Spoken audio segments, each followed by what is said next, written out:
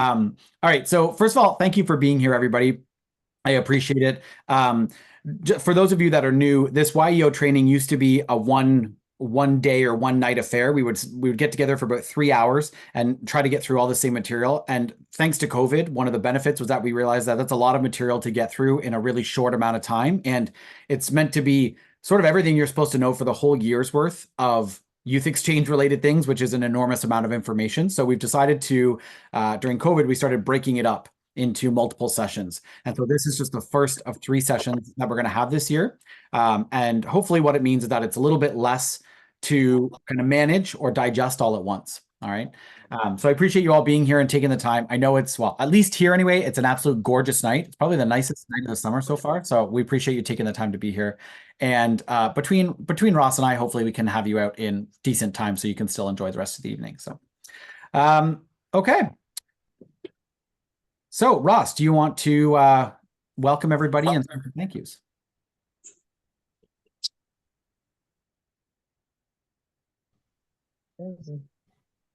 Forgot There, Ross. Yeah, let's try There's that. Ross. Hello. And he's called Ross now. Yeah, I changed my name. I can do that. I didn't have to go to the government and sign papers or anything. So yeah, thank you for attending. Welcome to our YEO YEC training part 1, I guess. And special thanks to like the new people and I know Catherine's here, and Catherine's not a new person, but thank you for your club taking a rescue kid. We've got 2 clubs doing that this year. I know it's a lot of last minute paperwork, and it probably means the student will arrive late, but it means they will get an exchange this year where they otherwise wouldn't. So thank you very much. And as I was saying to Kirk this afternoon, it doesn't really matter how hard our district committee works. If we don't have YEOs in the club, we can't do anything. So thank you for making this program happen.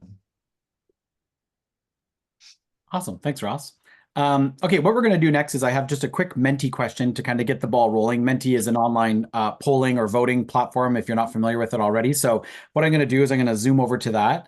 So what I'll ask you to do is to open a browser tab, either on your phone or an iPad or the same device you're on right now for the Zoom call. And you're going to go to menti.com. In fact, I'll just put the link right in the chat for you to make your lives a little bit easier.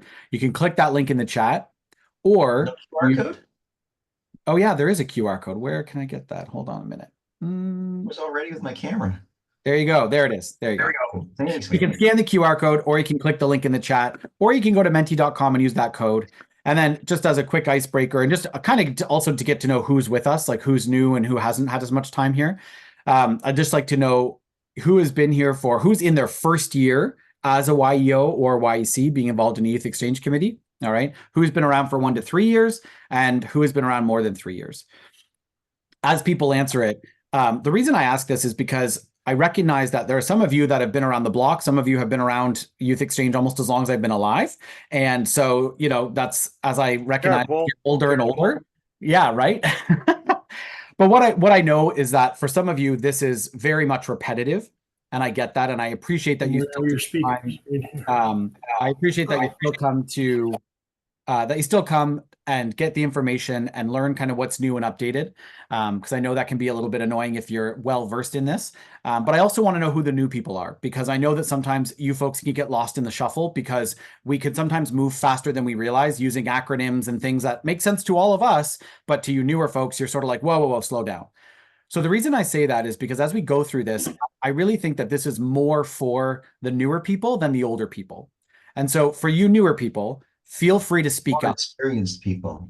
Yeah, the less experienced people who this is for. But what I mean is that if you have questions, comments, concerns, please bring them up.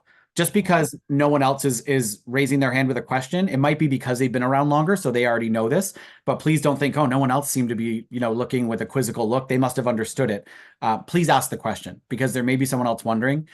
the other reason I think it's important is because the rules do change, right? The things, the way things were when, Don Moore was district chair, 10, 15 years ago are different now. So even though he was chair and, had all this great experience, it doesn't mean that all the information he has from that time is the correct and current information. So it's still important that we recognize that things are changing and evolving and that we, pay attention to that. So, okay. So it's looking like 8 responses are in. That's a little bit less than what we've got here, but we'll go with it. So it looks like 6 have been around, so about 75% more than 3 years. And for 2, it's first. Okay, so no one's in that middle ground of 1 to 3 years. That's very interesting. But definitely more, I would say, veterans, more experienced people. But again, to those newbies, please feel free to participate, ask your questions. Or if you get to the end of this and you kind of go, that whole thing was just so over my head and it went way too fast, please reach out to Ross or me or Suzanne, or kind of depending on what it is you're struggling with, and say, hey, can we have kind of a one-on-one where I ask you some of my questions and I get some questions answered? All right. Okay, so I'm going to jump back. So thank you for that. A quick overview of what we're going to cover tonight. So we just did a welcome and a quick introduction there. I wanted to let you know about what we're calling, this is a great play on words, I'm so in love with this, a wine EO and YE cheese reception. You'll all find out a little bit more about that. I see Donna looking quizzically already at it, so she's like, what is this? We're going to talk a little bit about the YEO and YEC toolkit. All right. Then a little bit of just general information about Rotary Youth Exchange in District 6330, how it's structured, how it all works. Then we'll talk about club commitments for this coming, rather for next school year, 25-26. We'll chat a little bit about the inbound program and some details there. Then we'll do the same thing with the outbound program. We'll talk very briefly about YEA, which is the Youth Exchange Administrative Hub, which is where we store all of our files and all of our information for the students. And then questions and discussions, and then recap and next steps. All right, so fair bit to cover, but we'll try to get through it sort of as quickly as we can without going too fast where we're losing people. Okay, so we are at the Welcome Home Conference, which is going to be in September, and you're going to see some dates coming up, so don't worry if you don't know the exact dates yet. We thought we don't often get a chance for the YEOs and the YEC, so you folks, to actually get time together. One of the benefits of doing the YEO and YEC training back in the day in person was that you actually got some face time to actually connect and chat and talk, and you don't get that anymore now that we just do this online. And I think, like Ross said, we really do appreciate the work that you folks put in on the ground, because this program doesn't exist without YEOs and YECs doing that work on the ground. So both in a chance to let you have some face time together, but also as a way of showing our appreciation and recognition to you, we're having a YEO and YEC wine and cheese. See where that came from? Yeah. Yeah. I didn't use that as a pickup line ever, I promise. Otherwise, I'd still be single. Anyway. So it's going to be at the Welcome Home Conference on the Friday night. So what we're trying to plan it as is when you drop off your inbound or even maybe your rebound, we want you to stick around for an hour and a half, have some wine and cheese. We're going to have some other drink options there. We'll also have some non-alcoholic drink options because we know some people will be driving home. So we just welcome you all to come. I know we often say, yeah, you can stop by the conference, attend a session, stay as long as you want. And we kind of throw that out there. And I think very few YEOs and YECs take us up on that, but this is something where we really do want you to stay if you're able to. We'll have some snacks and stuff for you there, just a chance for you folks to connect and have some fun. So, and the students won't be there. The students will be stuck with me getting their inbound orientation stuff. So you guys will get to have some kid-free time together. Okay. As we go along, you can either unmute me if you have, or rather unmute yourselves if you have questions, or you can pop them into the chat if you feel more comfortable asking that way. Either way is fine. I'll try to keep an eye on the chat as we go, and I'm sure Ross and Aiden and others can let me know if a question pops up that I miss or something. So, all right. Okay, moving right along. The next thing I want to bring your attention to is the YEO and YEC toolkit. This is a document we've been working on for a couple of years, and we keep adding to it and trying to make it more robust and more helpful. I'd say we're doing a pretty good job of that. It's now like 39 pages, which I know sounds a little bit scary and daunting, but we're trying to have that one-stop shop for all the resources that you might need relative to youth exchange here in the district. So what I'd like you to do is, if you don't have it bookmarked already, or if you don't even have it open, grab your phone and scan that QR code. That should take you to it on your phone, and then you can bookmark it. If you already have it bookmarked, it's the same link. It's not a new link. It's the same Google Doc you know and love. You can also just click the link that I put in the chat at the beginning of the meeting. So I'll repost that there. But I really encourage you to click on that. It's kind of like, so many times we tell students, hey, before you contact us, read your outbound binder and see if it has the answer first. Well, this is what I'm going to propose to you folks. The same thing applies. If you have a question, check out the YEC and YEO toolkit first, see if it answers your question. And then if it doesn't, definitely reach out to us and let us know. I'm really happy to see some YEOs and YCs are making good use of it. For example, Dave Bertrand, reached out to me to say, hey, I'm trying to download the first night questionnaire for my inbound and the links you've got there don't work. So I was actually really happy he did that because I didn't know that they had changed the website and, the links wouldn't have worked. So thank you, Dave, for actually checking it out and letting me know. That's good. But it's got a ton of information in there. We've tried to organize it really nicely so that it's not kind of messy or overwhelming. And we're constantly adding to it and trying to clarify it and just make it a better resource for you. And we're also looking for feedback on that. So if you're like, hey, I'm really good at making manuals and I have some feedback that I would love to share to make it even better, please pass that on. We are happy to we're happy to take that feedback because we want it to be, again, kind of your go-to resource. It is a Google Doc, but you don't need a Google account to access it. And the other thing we've tried to do with it is in addition to putting information, we've tried to also put links to, for example, documents, websites, and other pieces that connect you to Youth Exchange. So instead of having this as a manual and then, oh, I want to download a brochure, who do I contact? The link to download that same brochure that they're talking about right in the binder, or rather in the toolkit, you can click that link and download it.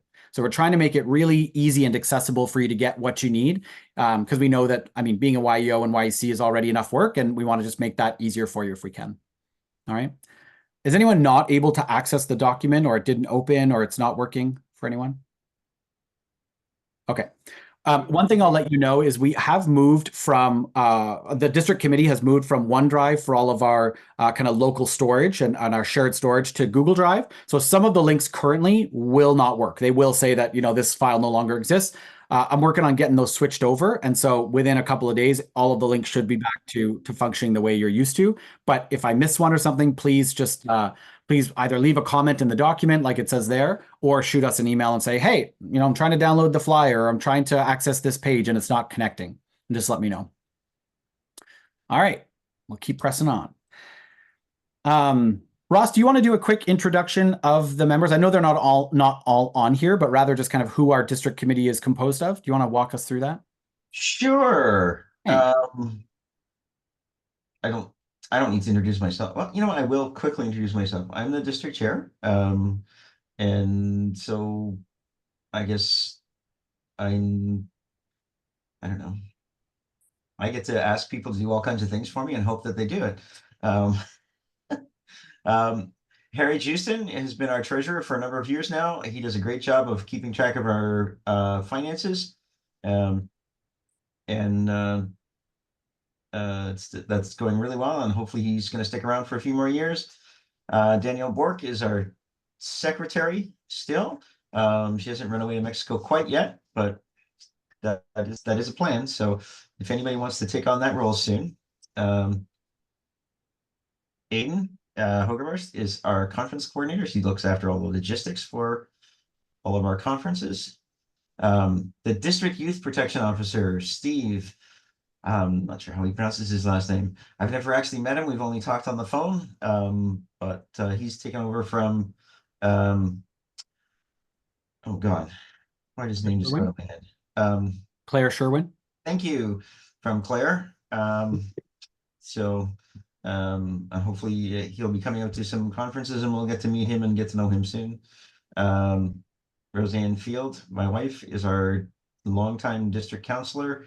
Her name is her contact is in that district directory, but that's her cell phone that is rarely functioning. So we'll put a couple of different phone numbers in there if you need to track Roseanne down.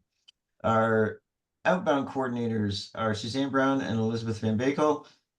Suzanne's on the call. I was hoping Elizabeth was going to be with us tonight, but we've all met Kirk, who's now going to be our inbound coordinator for a few years. You can see that there's a lot of family in this in this committee. We need to get some people that aren't my family on the committee. But Nathania Field is the rebound coordinator, and currently Jonathan Muller is the Rotex director, I believe he's retiring soon. But Jonathan's been with us for quite a while now. So that's that motley crew. All right. Thanks, Ross. I just want to make one note that Steve, I think it's Lichty, but I'm not sure. He is the youth protection officer for the district. So he's part of the youth exchange committee because we use that person a fair bit for youth exchange related things, but he's actually for the whole district. So RILA, Interact, any program involving youth, he is your district YPO for those purposes. So well, actually, any program involving oh right, vulnerable persons, vulnerable people. Yeah. Yeah. Okay, perfect. So to kind of move forward with a little bit of Rotary Youth Exchange within 6330 information, there are a lot of acronyms, as I'm sure those of you that have been around a long time know this, but some of you new folks probably also recognize that and maybe have even been confused by it. So we just want to clarify a few of them. Some are pretty straightforward and you probably figured it out, but of course you have Rotary International, Rotary Youth Exchange.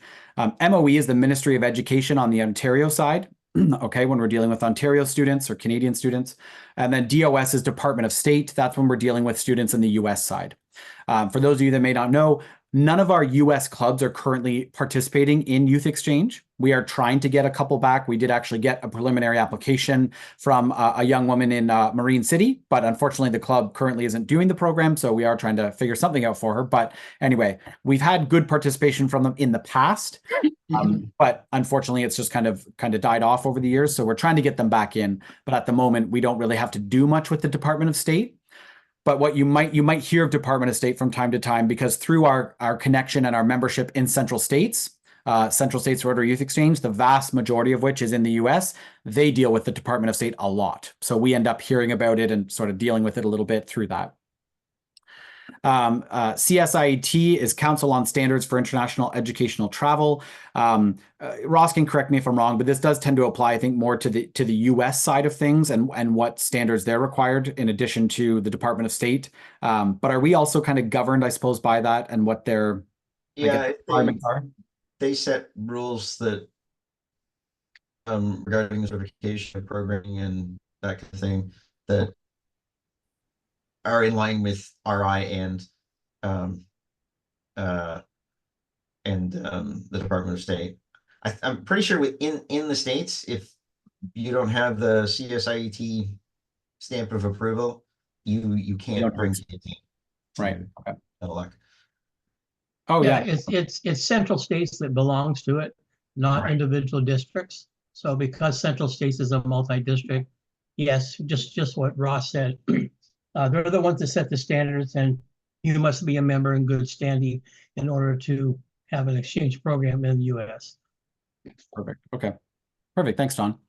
And then our next one is, of course, CSRYE, Central States Rotary Youth Exchange. That's there's 20 districts, Rotary districts, that participate in Central States Rotary Youth Exchange, or I shouldn't say participate, but are members of the organization.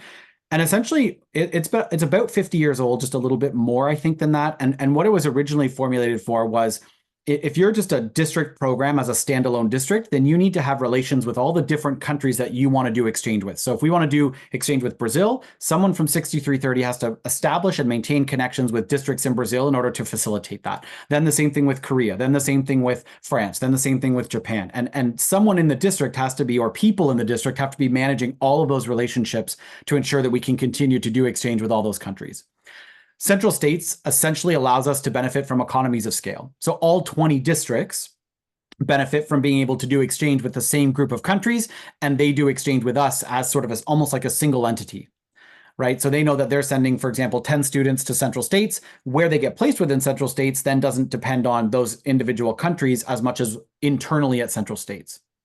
So that's the role that Central States plays. Now, in the past few years, if you've been to the summer conference or if you've been to the winter conference in Schaumburg, you might notice that the conference is taking on, or rather the organization is taking on a bit more of like a training capacity where we're training new chairs, we're helping train outbound and inbound coordinators, and that has sort of evolved out of a need. But from a core, I suppose, organizational objective, we really exist, or Central States really exists, to help ensure that we don't have to have individual district relations with a whole bunch of different countries in order to have exchange with those countries.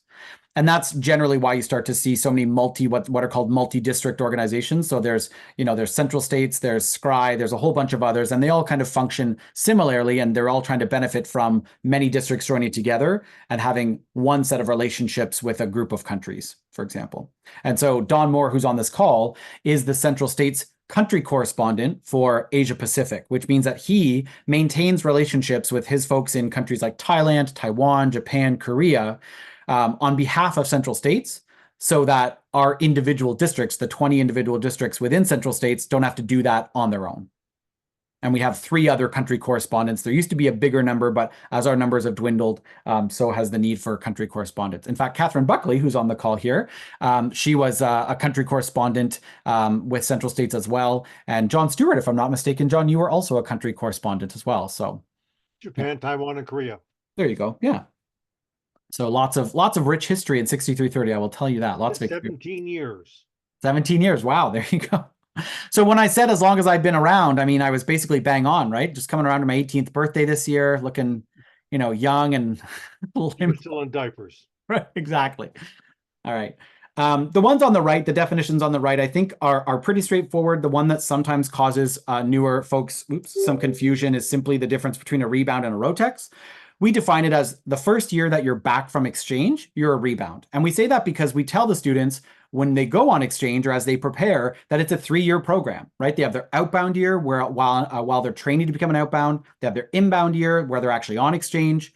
And then their rebound year, which is the first year that they're back, where they're dealing with reverse culture shock, figuring out how to reconcile their exchange experience with kind of how they're feeling now, right?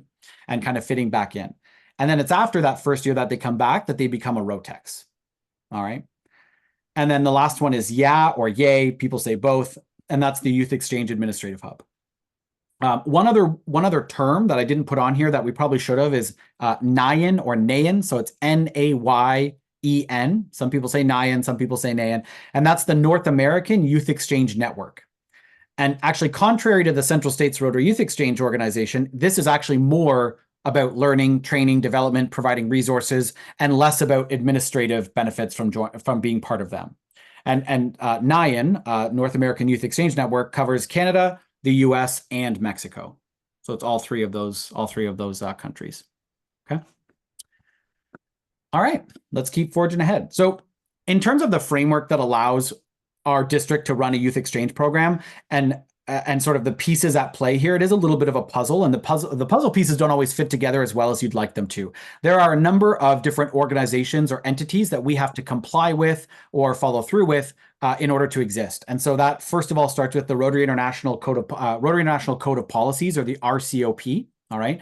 That's, I think, about a 500 or 600 page document, and it gives lots of details about every aspect of Rotary. And there's about 30 pages alone dedicated to Rotary Youth Exchange. And it goes a fair bit into detail about, the do's and don'ts and what you're supposed to do and how your committee is supposed to be set up and different things like that. So in order to be certified as a Rotary district, you're usually supposed to require or satisfy all of the requirements listed in the RCOP for your youth exchange program in order to stay certified as a district that can participate in Rotary Youth Exchange. So that's one of the first, again, organizations or entities that we have to listen to and adhere to. The other one is Central States. As an organization, they have their own bylaws and policies that we have to follow. All right. For our U.S. students, both inbound and outbound, there's Department of State's rules, again, because we don't have any U.S. students at the moment, we don't have to worry about them for now.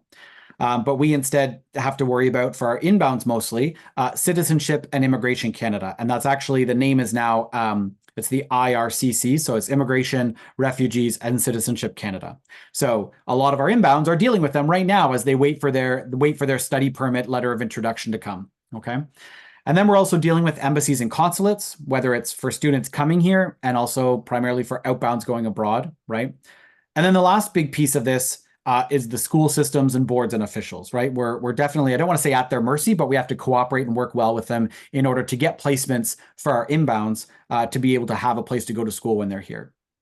And probably the one I don't have in here that we should really, Ross, is the district, right? The district also, so 6330 as a Rotary district, sets policies and procedures that we also have to follow. So, we don't say that to sound like we're imprisoned by all of these different entities and organizations, but rather to get you to understand why sometimes either if you have a question and we don't have a solid straight answer for you, sometimes this is why, right? Because we're going, well, Rotary Code of Policy says we're supposed to do this, but the school board is saying they won't accept that and they want us to do it this way. And, CSRYE says in their policies we have to do it this way. So how do we make everybody happy? And in a lot of cases where we don't have either clear processes or clear answers to questions, it's often because one or two of these entities are at odds, and we're trying to make everybody happy so that, we don't get on anybody's bad side. But as you can imagine, it requires sometimes some innovation and creativity to figure out how do we keep everybody happy so that the program can continue. So there's a lot of balls in the air, but I think overall we do a pretty good job, I think, of juggling them. And certainly many of you may not know this, but like if you go to the Central States Youth Exchange Conference, the summer conference, or if you go to the winter board meeting, you have districts there that have a district committee of 3 or 4 people, and all of them are new to the committee. They've been there for 5 years. You look at 6330, we have, Don is a past district chair, John Stewart's a past district chair. They've had lots of involvement at the Central States level.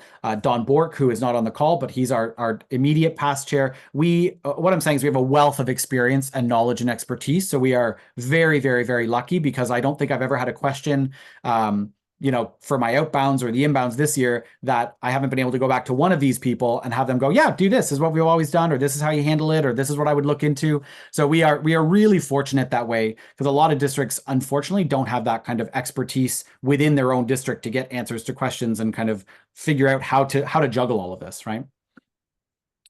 Okay, so moving right along. For those of you that are a little bit unfamiliar with Central States, this is the districts that are part of Central States. So you'll see that it's 20 districts in a number of states, and then Ontario. If I'm not mistaken, I believe it's 4 states that are international districts. So there's 4 states that are both US and Canada. Oh, is it 5, Don? Oh, thank you. Okay, I did not know that. So you can see ours here, 6330. And I'm going to show you in a minute the tri-district collaboration, which is 6380 and 6400. All right. And then as you can see, though, it stretches quite a big area. We think our district is big, and then you get a district like this that is just, absolutely massive. I can't imagine having to get together for a youth exchange conference. Some of these people travel, 6 hours or 10 hours to get to a youth exchange conference in their own district. It's just wild to me. So, but that's Central States. And then over COVID, we started looking at how to sort of innovate our district program. And one of the ideas that came up was, because our numbers have been shrinking over the years, unfortunately, what if we teamed up with a couple of other local districts, so districts that are close to us, for the purposes of, again, the economies of scale of benefiting from sharing resources. And so we did that with 6330, 6380, and 6400. So 6400 on the Canadian side covers kind of Windsor and Leamington. 6380 is more like the Chatham-Kent area, Blenheim, and then of course 6330. So since COVID, we have done all of our district conferences on the outbound side with these 2 other districts, and we just called it the tri-district collaboration. Ross is vehemently working on getting a cooler name. I think it might end up being 3 Rivers. Is that where we're settling at the moment? Something like that? 3 Rivers, something cool. We were saying the unholy trinity, but that wasn't sticking, so... Anyway, Still like Borderlands. Yeah, there you go. So anyway, we're figuring that out, but it's been going quite well from the outbound side. And then this past year, we started to integrate our inbound side a little bit more, and we're continuing to do that. So we don't do everything together that's youth exchange related, but we do a fair bit together now.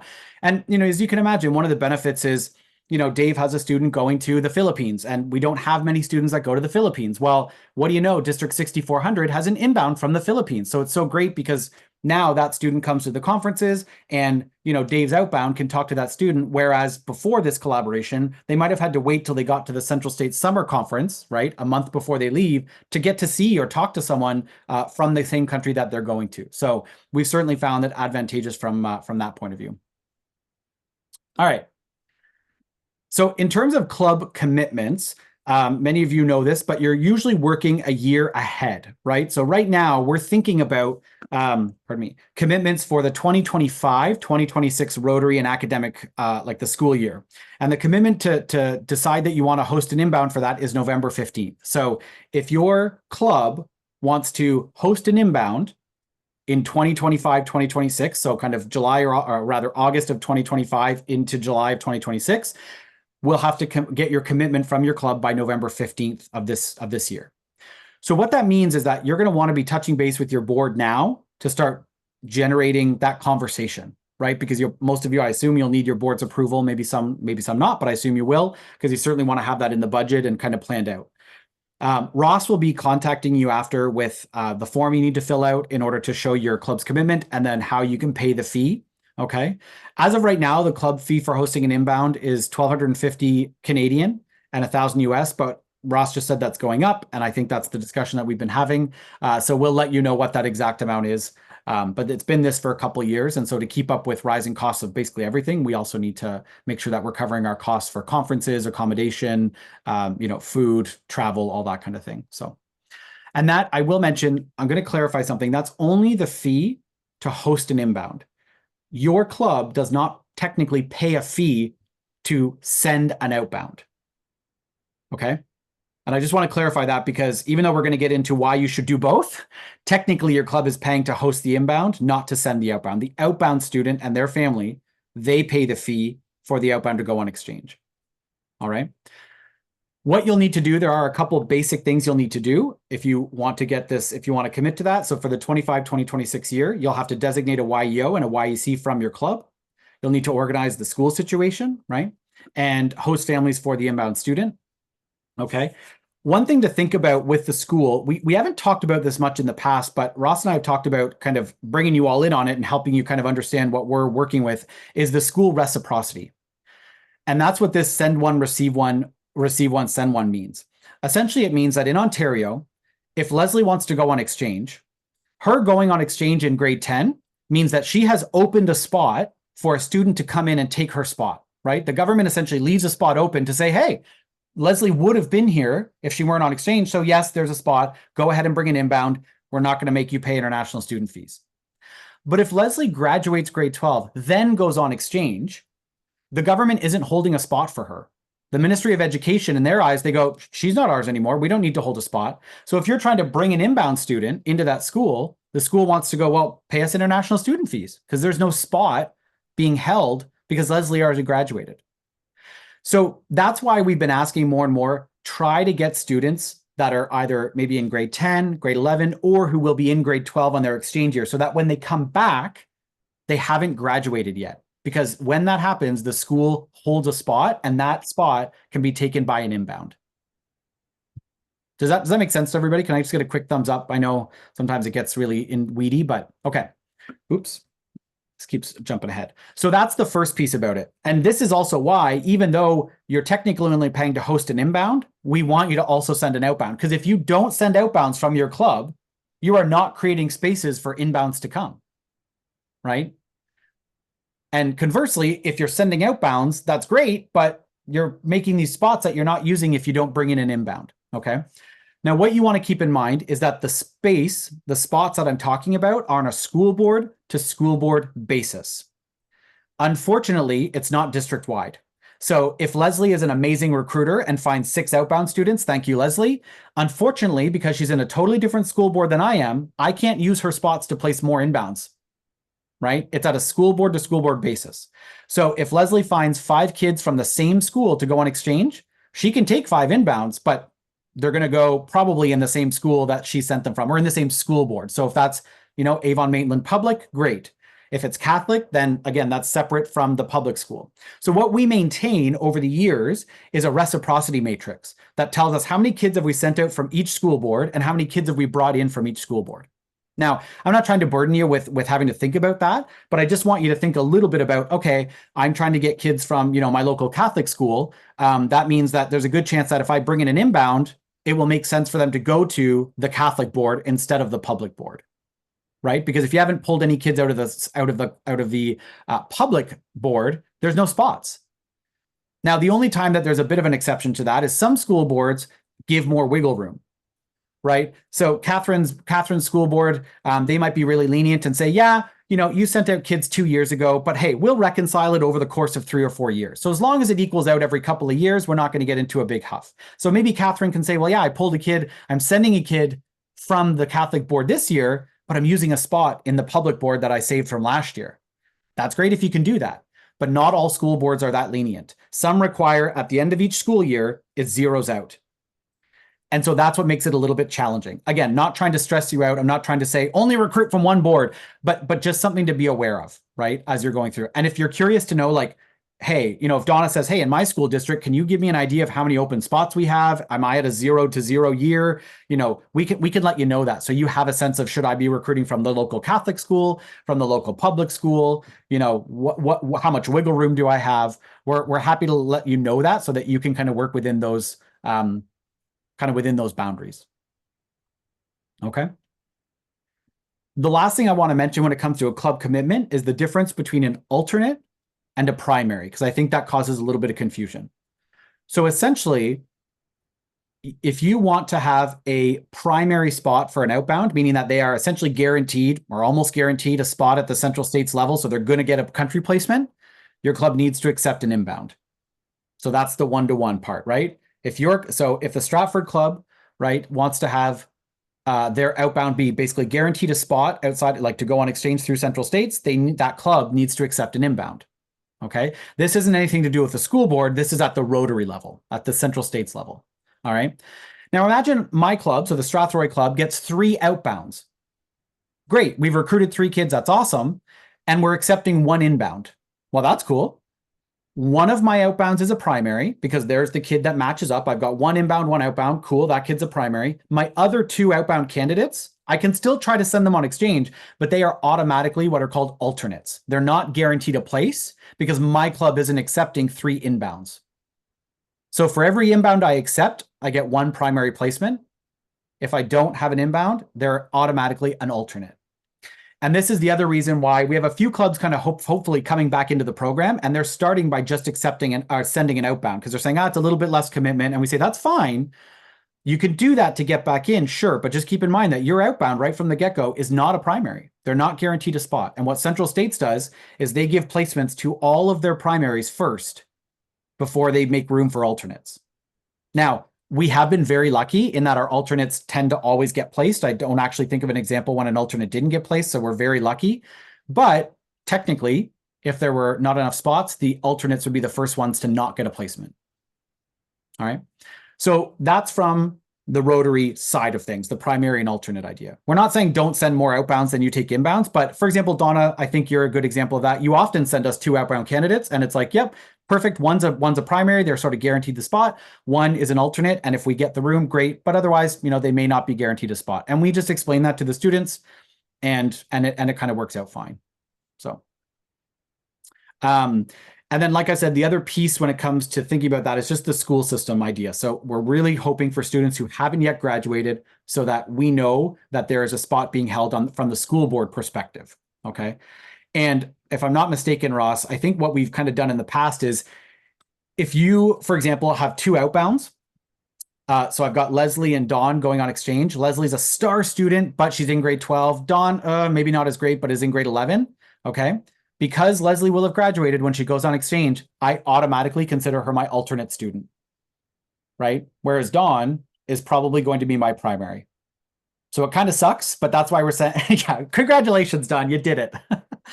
So that's why we're saying, try to really recruit at the grade 9 and 10 levels, because if you start recruiting at grade 11 levels, they're already in grade 12 trying to talk to their parents about it. The one workaround is that you can say to them, hey, just make sure you don't take a couple spares this year so that when you come back, you have a couple of empty, classes you need to take. But the easier way around it is to try and recruit at the grade 9 and 10 level. Okay. Or start talking about it at the grade 9 and 10 level. So they're hopefully going exchange in their grade 11 year or in their grade 12 year. Okay. All right, good. Okay. I know that's a lot of kind of technical mumbo jumbo, but hopefully I didn't lose anybody there. So, okay. All right. So chatting a little bit about the inbound program. Again, most of you are veterans here. And the other thing I'm going to mention is that 90% of what I think 95% of what I'm about to talk about is in the YEO toolkit. So I'd encourage you to actually have it open right now as we talk about it. Go to the page, go to the section about the inbound program, and you're going to find all of this there that you can read at your leisure. It's no Harlequin romance, but I think it's entertaining. So, you can take it at however you like. So essentially the way it works is the YEO is the equivalent to the legal guardian for the student, kind of like their mom or dad or the parent, right? They're the custodian, which is why you YEOs on the call, which is why you were the ones signing the custodianship declaration, right? You are now the student's custodian once they come to Canada. The youth exchange counselor, the YEC, acts more of as a guide or an advisor and advocate, right? Their aunt, kind of the aunt or uncle. You're there to help them navigate, help them figure things out. Now, when we talk about the specific roles, I had a bunch of slides from previous years that kind of outlined every single thing you do, but I've moved it all to the toolkit. So what I would encourage you to do is read through that part of the toolkit that says, what are you supposed to do before they arrive? What do you do kind of when they're arriving? Like letting, for example, like first thing when they arrive, letting the inbound coordinator know that they're there. And then what are sort of ongoing things? For example, making sure they get their allowance, checking in with them regularly, that kind of thing. So just to save everybody time tonight, I'm not going to go through all of those in detail because you've got that all in the toolkit, and I encourage you to read that at your leisure and just let us know if you have any questions about, hey, I didn't know I was supposed to take care of this, or hey, it mentions setting them up with for example, a cell phone plan. Am I supposed to do that, or can the host family do that, right? Questions like that might pop up. Okay. All right. One thing we haven't talked about in this meeting in the past, but we've had some issues in the past couple of years, and we just think it's good to kind of set the record straight and be on the same page is the Rotary rules, all right? So the 4 big ones are the 4 Ds that you see there, and we'll talk about them, and then there's 2 others that our district teaches our students, both inbounds and outbounds. So the first one is no drinking alcohol. From a kind of Rotary standpoint, it's that they shouldn't be consuming any alcohol at all, right? They certainly wouldn't drink at a Rotary conference or anything. Many of you know a host family might offer them a beer or a glass of wine. No one's going to send a kid home for that, right? If their parents want to give them a glass of wine at dinner, that's fine. But there's a big difference between a glass of wine at dinner versus 17 beers with their friends at a party on a Saturday night, right? So it's teaching the students the difference. So that they can understand the nuance there. And most of the time they do understand it, right? They know that, okay, if my host family offers me a beer, it's not a trap. They're not trying to get me sent home. But again, that's different than going to a party where they're sort of unsupervised and drinking with people maybe that they don't know very well in a situation that they're not as familiar with, okay? For no driving, this is still a little bit hairy, but essentially think of it as any vehicle with an engine or a motor. Sort of anything that's self-propelled, they shouldn't be operating it. So this includes jet skis, snowmobiles, ATVs, lawnmowers. Yes, even a lawnmower where they can hardly go more than 5 kilometers an hour, they cannot drive it. Here's why they can't drive it. It's not because we don't want to see them be ridiculous and be hilarious on the road. It's because their insurance is void if they are driving any sort of vehicle and they hurt themselves. And that's a risk. Or worse, hurt somebody else. Or hurt somebody else. Yeah. And it's just a risk that we are not willing to take. I guess it's not worse. It's just. Yeah. It's still bad. Yeah. Now, this even includes my understanding, and Ross, we may want clarity on this. I'm not sure. My understanding is that it's a motor or an engine. So a scooter, an e-bike, right? Vespas, even though they might be electric powered and they don't actually use like a gas engine, the kids should still not be operating those. They can be a rider, right? They can, be riding behind on a snowmobile or whatever, but they cannot be the driver. They must not be on jet skis, period. Okay. That's one of, and 4x4s are also, there's a few vehicles that are just no go either. Oh, okay. I didn't even know. I will get that list. It's the Central States insurance guy has that. Okay. Ross, what I'll ask is if you can let me know that, I'll add it to the toolkit. And then that way everybody will be in the know. So, I mean, I think we need to explain this to the students pretty clearly. I will be explaining it to them at the conference in September. There's another conference with the inbounds in October where we'll be repeating it simply because we know that their English when they first get there is often not very good. They're also just very excited and distracted. And the last thing they want to hear is the rules. So we're going to be doing it again in October. And we may even be doing it again at some point in the new year, just as a refresher, because we've run into issues where students tell us I forgot that, a jet ski is a motor vehicle. I didn't realize that or whatever. So we just want to make it crystal clear so there's no incidents or any problems. Okay. Would really appreciate your help explaining this one to host families. Yeah. Because they don't always get it. I mean, we actually had an incident this year, and it was the father of a friend, which is, I mean, I don't know how you make sure they know that rule, but I mean, if at least the host families know, then, you know, they're not being asked to go and cut the grass or, Yeah. you know, bring the snowmobile home or whatever. Yeah. So yeah, please make sure that no driving one. It's all about safety and insurance. It's not anything to do with us being dicks or not trusting them, but if something happens, even if it's not their fault, if they're for some reason on a 4x4 and somebody hits them, then we have a really big problem with insurance. Yeah. All right. So next one is no dating. Oh, sorry. Did someone have a question? Dave, did you have a question there? Yeah, go ahead. Maybe you said this, but Yeah. Passenger on a 4x4 not allowed? Okay. I'm pretty sure 4x4s are one of the forbidden vehicles, like jet Okay. skis. They're just so notoriously accident prone. I will get the official absolutely don't touch these vehicle list and pass that Okay. through. Thank you. Yeah, no worries. Any other questions? All right.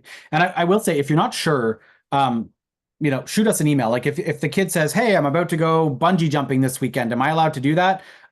Just shoot us an email. We can just check in with the Central States insurance person and say, hey, is this thing covered? I mean, I know bungee jumping isn't a motor vehicle, but if there's just any activity they might be doing that you're just a little bit unsure of, just ask. We can reach out to the insurance folks and find out for sure, so that you're not feeling that, you know, if anything happens, you're unaware of what coverage they're allowed to have or not.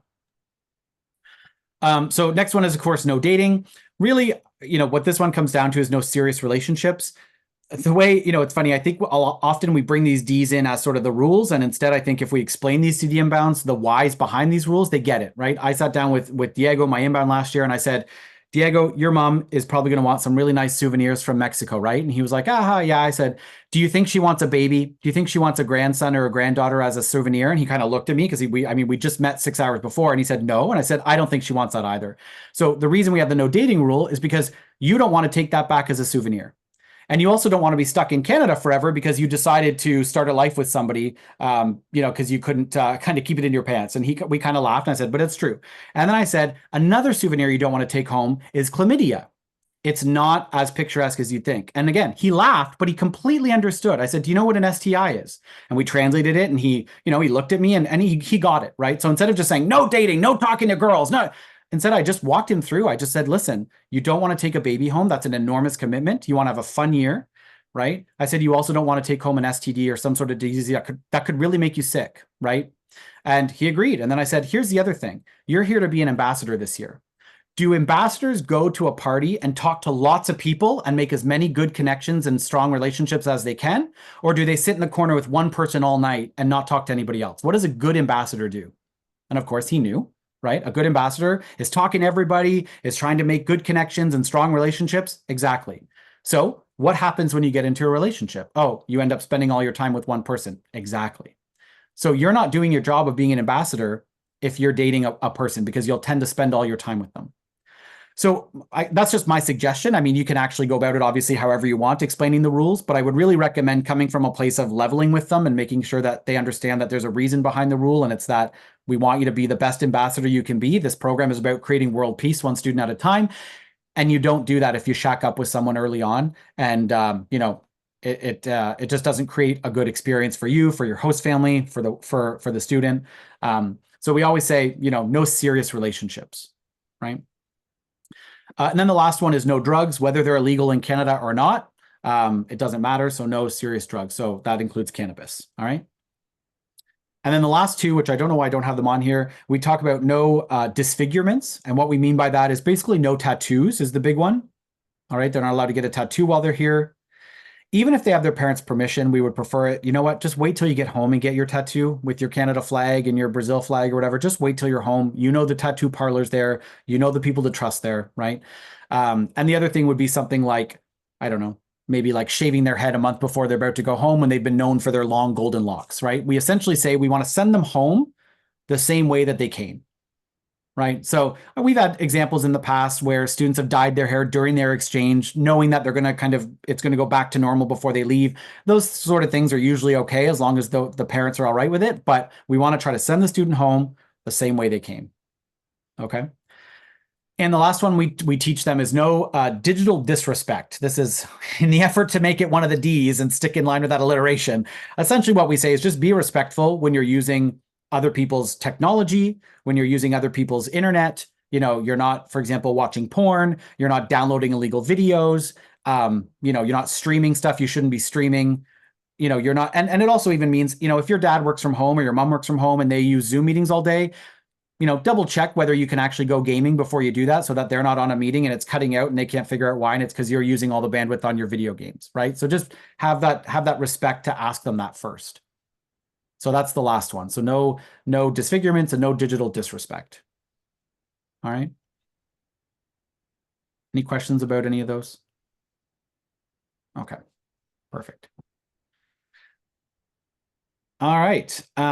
Okay, so chatting just a quick little bit about recruitment with host families, I wanted to jump back to Menti and just ask you, I know a lot of you have already started your recruitment for host families, but I just want to see where everybody's at, get a feel for the room. So just let us know via Menti, how many host families have you secured for your inbound students so far? Have you got 0?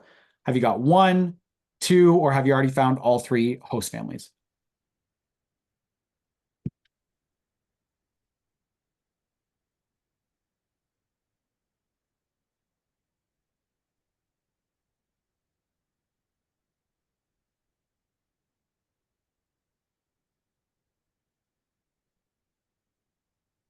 All right, not too bad so far. Thankfully, no one's put 0, but Trouble. sorry.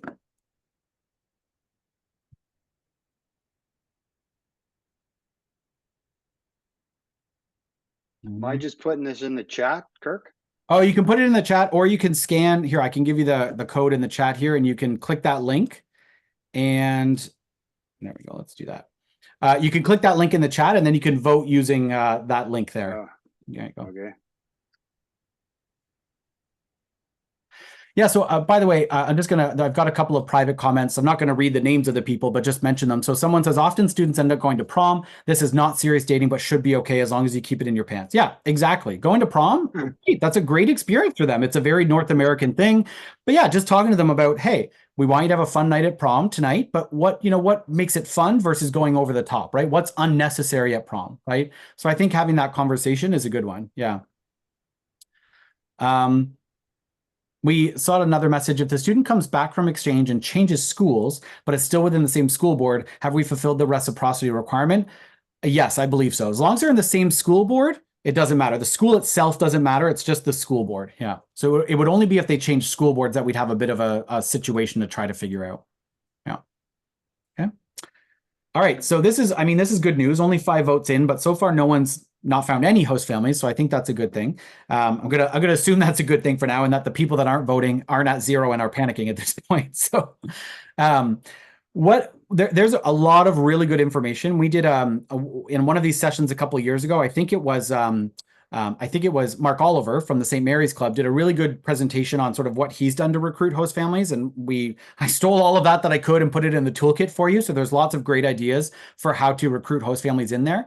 But just a couple notes that we want everyone to keep in mind. It's an ongoing process. I know it's easy to kind of, you find your 3 host families and then you kind of let it slide until the next year when you need them again. But if I can make a recommendation, kind of always have an open mind towards recruiting host families and always be ready to talk about it or to potentially get a host family to go through the process if they're interested. All right. Start with your club's members. A lot of times people automatically start with the community. And what I would say is it's a little bit tricky to recruit host families if your own club members aren't always willing to host. So not always fully possible, but that's one place to start, is just asking your own members. I mean, I was really fortunate. I mentioned for our incoming student that we have 2 host families and we just need a 3rd. And we had our newest member. He had just been inducted about 14 minutes before that. He came up and he's like, "Oh, are you still looking for a second family?" I said, "Actually, yeah, we are." He goes, "Oh, my wife and I are super interested in that. I just texted her while you were talking about it." It's like, "Oh," and now we have our second host family. So he's working through the process. So sort of like, you don't know if you don't ask, right? I think a lot of times we might assume, oh, they're older, they might not want to do it, or they don't have any kids, maybe they're not interested, or they have too many kids, they don't want to take on another one. Let them tell you that, right? Ask and let them come back and say, no, it's not for us right now, rather than assuming that they don't want to do it, right?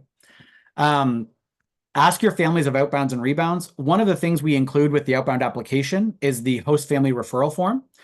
We ask the outbounds to essentially try to think of 3 families in their community who might be interested in hosting, including theirs. Most students get it back to us, and then we try to pass it off to the YEO so that you folks have that and can follow up. But it doesn't hurt to ask your rebounds as well. Hey, it's been a couple of years since you've been back, but we're looking for host families. Anyone you can think of, right? It doesn't hurt to go to those people you already know. Keep in mind, as you think about that, the perfect host family just doesn't exist. There's no such thing as they have to have 2 kids between the ages of 8 and 10 and blah, blah, blah. They can be younger, they can be older, children, no children, living out in the country, living in the city, same sex, it doesn't matter. We have had success. Funny enough, we've had success and failure with all different types of host families. And most of the time, honestly, it comes down to a compatibility issue. It's seldom a crappy student or a crappy family. It's just compatibility. We had one student who came about 15 years ago, and she lived with a member of the Rotary Club of Hyde Park. This woman was almost in her 80s, didn't really get down to much. This student loved her. The student was like, oh, she's more like a host grandma than a mom, but I love her. She's so chill. All of my friends are always partying and all this stuff, and I just love to have a quiet night, and she totally gets me. They got along. They were thick as thieves. And again, if you judge a book by its cover, you would have never assumed that. So if you don't ask and you don't put that option out there, you're not going to know. Okay.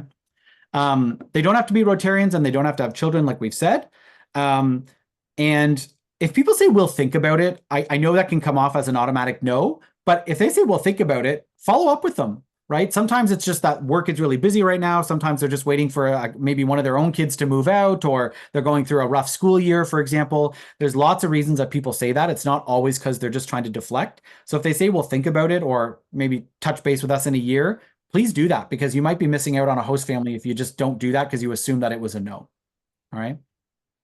And this is just really a summary of some of the great ideas that are in the YEO toolkit from Mark. So I encourage you to go and read that if you're looking for, well, if you're struggling with finding host families and just need some ideas.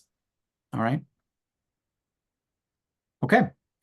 A couple of requirements regarding host families. We do usually look for 3 host families. That's recommended. Some students end up with only 2. There have been students that have 4. That's okay. But usually we're looking that you have 3 families lined up. In terms of the process that they're supposed to complete, the families have to complete a host family application. Okay. They need to complete the NIAN online training, and that's training that we assign to them through the YA portal. Okay. Each adult that's 18 or older living in the home has to provide a police vulnerable sector check that they get from their local police station or the OPP, depending on where they live. The YEO or someone from the club performs the initial home visit. And then a different person is supposed to perform a second home visit. And this one specifically takes place while the inbound is in that family. So the first one, the inbound's not moved in yet because that's still part of the initial approval process. The second part is while the student's actually there. All right. So it's essentially the application, the online training, the PVSC, the home visit. The last part that's not on here is that part of the application is that they provide the name and contact info of 2 references. These people are sent an email with a link to complete the reference check. It takes all of, I would say, 5 minutes to complete, and then they're good to go. Oops, sorry. I just want to point something out. Yeah. Technically, the home visit is part of the approval process. Yeah. And you have to also do the host family orientation. Oh, yes, that's right. Yeah. So those are two things that we have to submit. Make sure they don't have the same dates, please, because otherwise the responsible officer at Central States will nag me. I mean, that is a DOS rule, but if we can just placate him a bit, that would be great. Yes, Dave? So if it's a repeat host family, I don't have to do the orientation. That's the first question I had. I would do a condensed version, perhaps. If Yeah, like I've talked to them, but and do I need to do not inspection, whatever it is, the official interview? Do I need to do that? Okay, because I see they're approved in YEO already. Yeah, The first I don't think family, it has to they be. were, Yeah, I think it's only every 5 years that you have to redo the interview. okay, because yeah, they're already approved and yeah. But as far as the orientation is concerned, because it's student specific, whether it's the same date or not, I mean, you can date it a different date, but you're going to fill in the name of the new student, even if it's the same family that's hosted before. So it's just a formality. We have to upload the form anyhow. So Okay, I'll do that. Thanks. There was a document, and I thought I had it in the toolkit, but maybe it hasn't been added yet. There was a document that outlined for each kind of aspect of the approval process, what has to be done, how often. So, you need the offense declaration every year. They need to redo the NIAN training every, 4 years.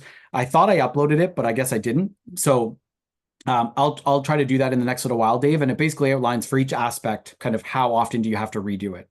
And that should make that a little bit easier to know. Okay, I have a host family that's already done it before. What do they need to do this time around, for example? And it'll be based on how long ago they hosted. Like if they hosted 10 years ago, you're basically doing the whole thing over again versus, they were just a recent host family. Right? Any other questions about that so far? All right, cool. So for the inbound program, one of the things that Marika started a couple of years ago, and then Sue continued last year that was really helpful, was the inbound binder. I think it was called the traveling notebook in the first or second year. And essentially, this was a binder that we gave to each of the inbound students at the Welcome Home Conference in September. And then they were supposed to bring it with them to each host family and then also to all of the conferences. So I'm going to be continuing that because I think it worked quite well. It includes contact info, a copy of the insurance form that they fill out if they have a claim, their application, just a lot of really helpful information, both for the YEO and YEC, but also for the host families and for the student. There's a part in there where we tell them to put all of their paperwork, so all of their visa and all that. So then every time they're kind of traveling for youth exchange, whether it's to a conference across the border, we say, just grab that binder, right? Then it's all there and you don't have to worry about having it at all these disparate places, right? So we'll give it to them. This says September 16th. I apologize. It'll be the September 6th to 8th, not the 16th. And it should follow the student. And then there will be a section there where host families can add information about the student. And then the host club can also add information. You could add a copy of your club's calendar, like your meeting schedule, for example, so the host family knows, the school calendar, etc. I know a lot of this is digitized nowadays anyway, so that's totally fine. If you're like, yeah, I just emailed I just emailed the host families the school calendar, that's fine too, but it just doesn't hurt to have that paper copy if you'd like to do it that way. Okay. In fact, what I did with Diego last year was I created a Google Doc that I shared with his host families, and it had kind of my contact info. It had the host families, all of their contact info, logging into the school system to report an absence, so that all of that login info was there. And that worked quite well because then all 3 host families had access to it. Again, something you could put a copy of in the binder if you want, or you can just have as a digital, either emails or a Google Doc or something like that. All right. We wouldn't hate getting those binders back at the end of the year, but I know our student took it home as a souvenir. So yeah, okay. They do love to hang on to stuff, don't they? Yeah, Simon took his too. Yeah. Okay. Last thing in regards to the inbound coordinator, rather the inbound kind of program side is support from me, your inbound coordinator. So I'm kind of here to help you with whatever you need. So whether it's helping establish that relationship, whether it's what are the rules, dealing with culture shock, they're struggling with language, kind of anything like that. And then the more serious stuff, like if there's a crisis, if you have to make an insurance claim, my job is to be here to support you, right? We know that dealing with teenagers and just kids in general can be problematic or difficult. Ross is really concerned about the language piece here, we see. So please don't hesitate to reach out. I'm here to help you. I see the students somewhat frequently. I mean, we meet with them almost once a month throughout the year. And I get a report from them once a month, and I'll be asking for a report from you folks once a month. That'll be automated through the system. But please don't wait till the report or a conference to reach out to me if you think you have other issues. I would say, especially if you're, sometimes we have issues where the parents, like the natural parents, are contacting the host family, and then you get wind of it, and then you're kind of like, oh, how do I intercept this, or what do I do? Pull me in sooner if you need to, because host families shouldn't have to deal with bio mom or bio dad making requests and telling them all these things, unless the family wants to. I mean, if the family wants to have that close relationship, great. But if the family's like, get these people off my back, we can step in and help with that, right? We had an incident this year where a student's parents just said, "Hey, we're coming to Canada," and it was totally outside of the time that we would normally allow it. And the parents just completely barreled over the host family and even the student herself, who was trying to say, "No, this is when you're supposed to come a little bit." So get us involved as soon as you need to. We are happy to help. We're happy to be bullies when we need to be bullies and kind of be the bad guys and say, "No, you're not allowed to come for Christmas. That's not in the rules that you signed." So anyway, we're here to help you for good things, bad things, whatever it is you need. Just let us know. Okay. I keep saying us as though I have multiple personalities. I'm the inbound coordinator, so I guess it's just me, but I will usually be recruiting Ross or someone else to help me deal with stuff. So that's why I say we. But any questions about any of the inbound side so far? Yeah, Ross carries the big stick. That's right. Yeah. I get to play good cop usually, and Ross gets to play bad cop. Okay, perfect. So let's chat a little bit about the outbound side of things. This was actually our first cohort of tri-district students. So this was all 3 districts. Good group of kids. So I was going to try to update it with this year's, but I haven't gotten the photo yet. So, all right. I'm going to go a little bit more quickly through the outbound side. But again, all of this info, I took it from last year's presentation and popped it into the toolkit. So there's really lots of great information about the process and kind of what to expect. In terms of your YEO or kind of the YE committee role when it comes to outbounds, I think in the past, the YEOs have been very much involved with the inbound, and for the outbound, it's kind of like, oh, I kind of help them with their application and then they go on exchange and that's it, right? The district sort of takes care of the rest. But we know that students tend to be a bit more glued to their sponsor club and have a better, stronger, lasting relationship with their sponsor club when the sponsor club makes that effort with them too, right? So it's not just about recruiting the outbound candidates and then helping them with their application. It's really these other pieces too, right? So involving the outbounds in the club before they leave. So inviting them to a few meetings so that they really connect to the club, so that when they come back and they're asked to do their presentation as a rebound, it's not to a bunch of strangers, right? It's to a bunch of people who already have a vested interest in them, who are so excited to see them and meet them and hear how their exchange went. It's a really great experience when you really get them involved before they go on exchange. It's also great for child labor, right? You got these young kids, just kidding. Of course, I say that on a recording now, but you've got these young kids who are usually really great kids and they want to help out. And all you have to do is tell them when to show up and where, and they are just so excited to help you, right? So leverage that while you can, right? Because once they come back as rebounds, in some cases, they're going in their grade 11 year, so they come back and they have grade 11 and 12, so you get a couple more years with them. But in other cases, they're off to university or college or whatever they're doing next pretty soon, and you don't get as much time with them. And I think in addition to creating peace one student at a time, we're also hoping we can recruit members in the long term, whether it's their family, whether it's other host families, but also the students themselves. And so I think the stronger bond they have to their sponsor club, okay, the better, right? And so the other thing, there's one small thing is supplying outbounds with your club banner or pins, if you have those, so that they can use those to trade on exchange. And usually with the banner, I know some newer clubs don't necessarily do this, but if your club has an official banner, normally they would exchange that for a banner from their host club to bring back to you after their exchange. And then you want to make sure that they, when they return as a rebound, they present to your club.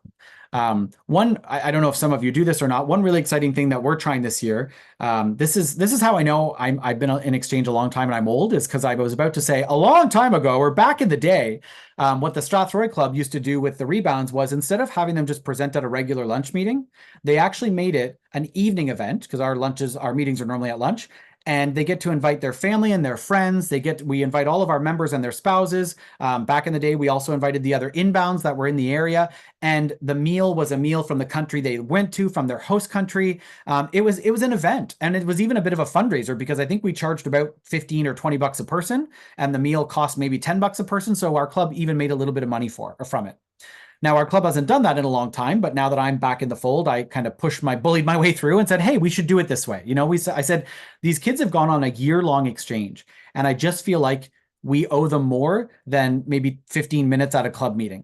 I said, and we can, and what a great way to promote Rotary to prospective members and the community. You can invite your mayor, you can invite so many other sort of community folks that might not show up to a typical club meeting, but would show up to this big kind of splashy event. And what of all the programs where we can promote Rotary, I think this is a great one. Obviously some logistics to think about, you know, are you going to get the meal catered or can the student help cook it or whatever? But I really think of all of the events where we want to kind of make a big splash, that's a perfect example. The students are so animated, their expressions, they're so excited about their experience that, you know, they do a better presentation than half of us could ever do about the program because they're just so darn excited about it, right? So a really great opportunity to let the program and your club kind of shine in the community. All right. Okay, so just a quick question about outbound recruitment. This will be my last Menti question for the night, but again, something I wanted to know. Have you started recruiting outbounds for the 25-26 year? So this would be students that aren't going on exchange this year, but would be training this year and then would go out next school year. So I'm just curious to know, how many of you have already started recruiting for that?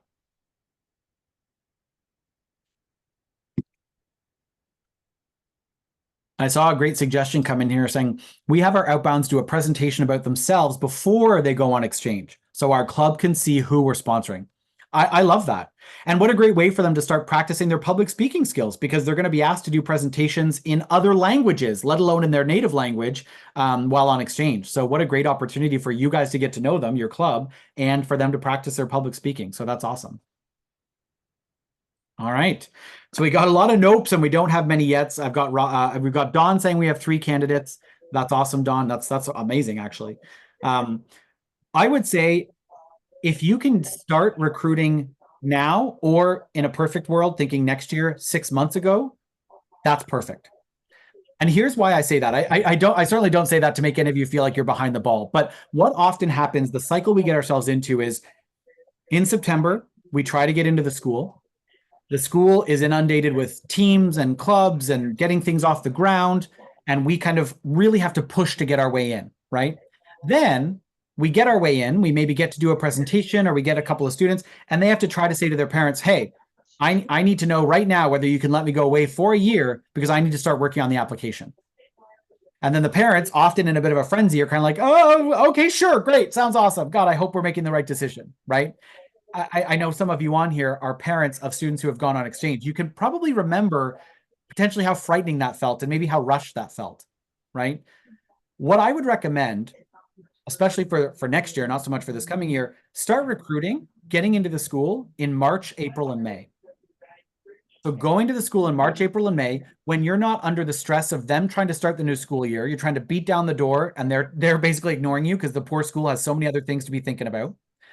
It gives the students the entire summer to think about it, to talk to their friends about it, to talk to their parents about it, right? So that at the end of the summer, when the Central States application is ready, and you say, hey, you know, the club's interviewed you, we thought you were great, are you sure you still want to do this? When they say, yep, we're ready, you already have them lined up kind of September 1st, ready to start the application rather than, you know, September 20th or 25th, right?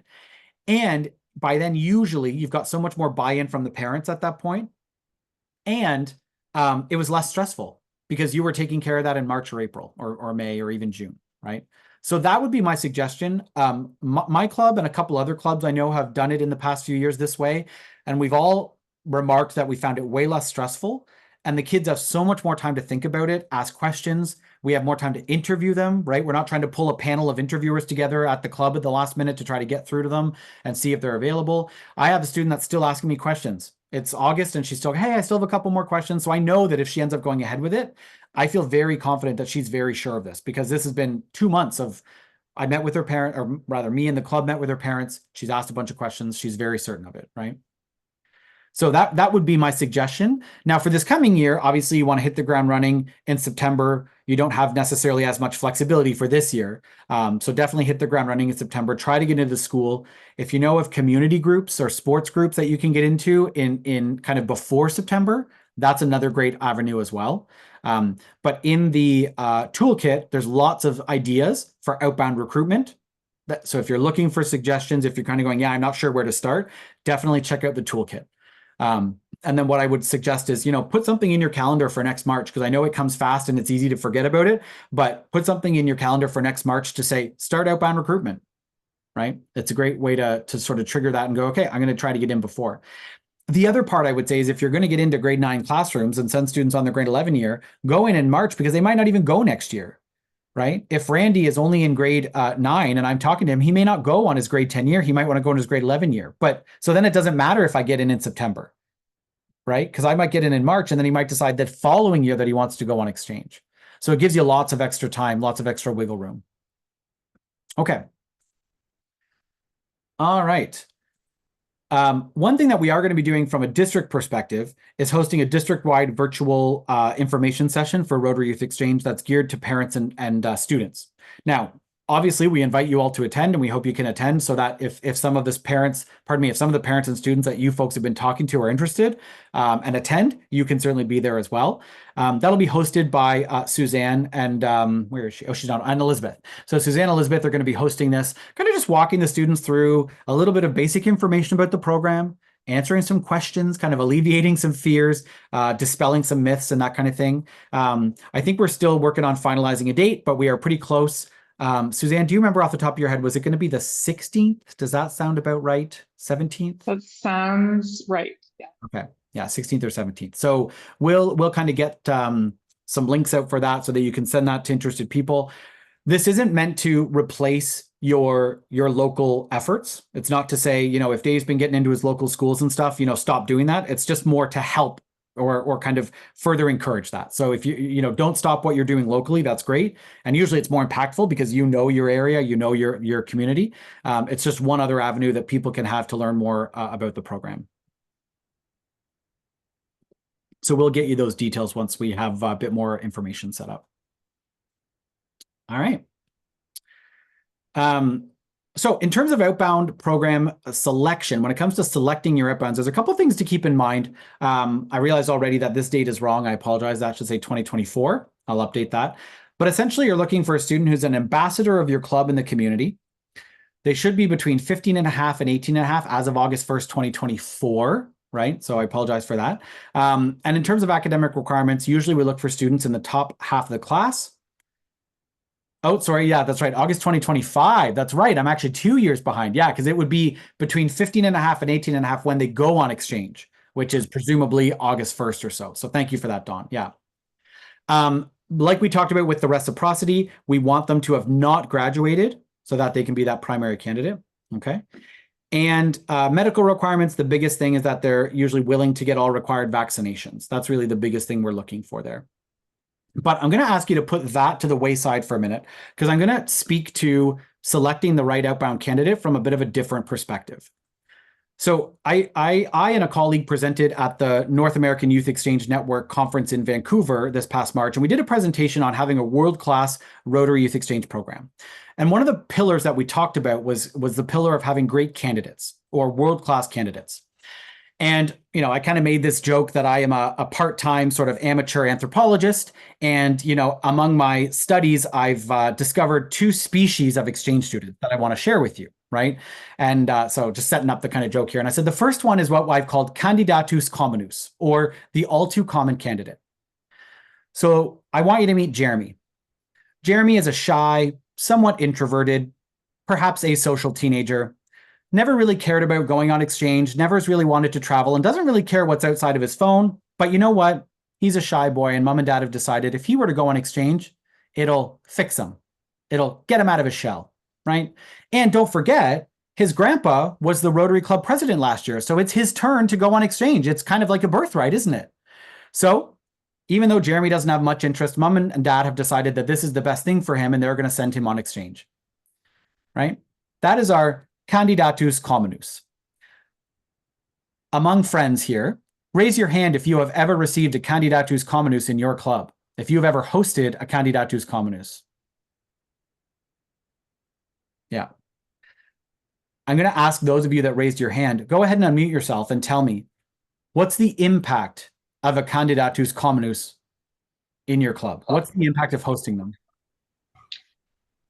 So it wasn't here, it was in 7080 when I was in Oakville, but yeah, we wanted to send them home the second week. There you go. So you don't want them to stay? What else? What are the other effects? Well, they didn't make friends.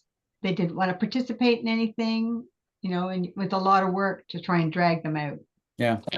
Yeah.